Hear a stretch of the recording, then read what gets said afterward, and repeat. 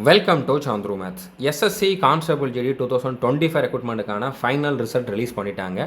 So இதில் தமிழ்நாட்டுக்கு ஒவ்வொரு கேட்டகரிக்கும் எவ்வளோ கட் ஆஃப் வச்சுருக்காங்க அப்படிங்கிறத இந்த வீடியோ நம்ம வந்து பார்க்க போகிறோம். மேல் கேண்டிடேட்டுக்கு மட்டும்தான் பார்க்க போகிறோம். ஓகே, மேல் கேண்டிடேட்டுக்கு வந்து பார்த்தீங்கன்னா யூஆருக்கு 76.65, ஓபிசிக்கு 77.67, இடபிள்யூஎஸ்க்கு 75.42, எஸ்சிக்கு 67.35, எஸ்டிக்கு 56.12.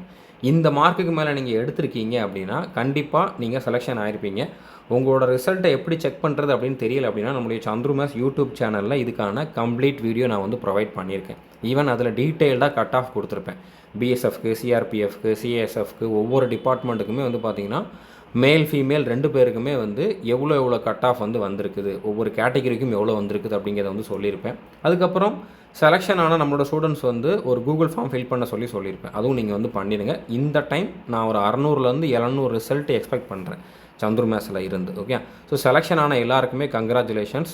ஸோ இதுக்கு நான் ஃபர்தராக இன்னும் நிறையா வீடியோஸ் கொடுப்பேன். உங்களுக்கு ஜாயினிங் ஆர்டர் வர்றப்போ ஜாயினிங் லெட்டரில் வந்து என்னென்ன இன்ஸ்ட்ரக்ஷன்ஸ் கொடுத்துருக்காங்க, நீங்கள் ஜாயின் பண்ண போகிறப்ப என்னென்னலாம் கொண்டு போகணும், என்னெல்லாம் நீங்கள் வந்து மைண்டில் வச்சுக்கணும் அப்படிங்கக்கூடிய எல்லா டீட்டெயிலுமே நம்ம சேனலில் அடுத்தடுத்த வீடியோஸில் வரும்.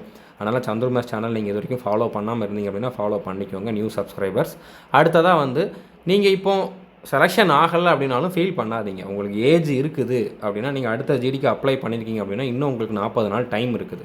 ஸோ நீங்கள் ஆல்ரெடி 60-70 மார்க்கு கிட்ட எடுத்த ஒரு கேண்டிடேட் அப்படின்னால உங்களுக்கு வந்து இந்த 40 நாளில் இதை வந்து இந்த மிச்சம் இருக்கக்கூடிய சிலபஸை கம்ப்ளீட் பண்ணி உங்களோட ஸ்கோரை 100 மார்க்குக்கு கொண்டு போகிறது வந்து அந்தளவுக்கு கஷ்டம்லாம் கிடையாது. ஈஸியாக உங்களால் பண்ண முடியும். நீங்கள் இது கிடைக்கல, இது முடிஞ்சிருச்சு அப்படிங்கிறத அப்படியே அக்செப்ட் பண்ணிக்கிட்டு உடனே கம்ப்ளீட்டாக வெளியில் வந்து அடுத்த ப்ரிப்பரேஷனை முழு மனசோட ஸ்டார்ட் பண்ணுங்கள். இதுக்கு செகண்ட் லிஸ்ட்லாம் வராது. செகண்ட் லிஸ்ட் வருமா அப்படிங்கிற மாதிரிலாம் கேட்குறீங்க, அந்த மாதிரிலாம் எதுவுமே வராது. ஸோ முழு மனசோடு நீங்கள் வந்து ப்ரிப்பரேஷனை ஸ்டார்ட் பண்ணுங்கள்.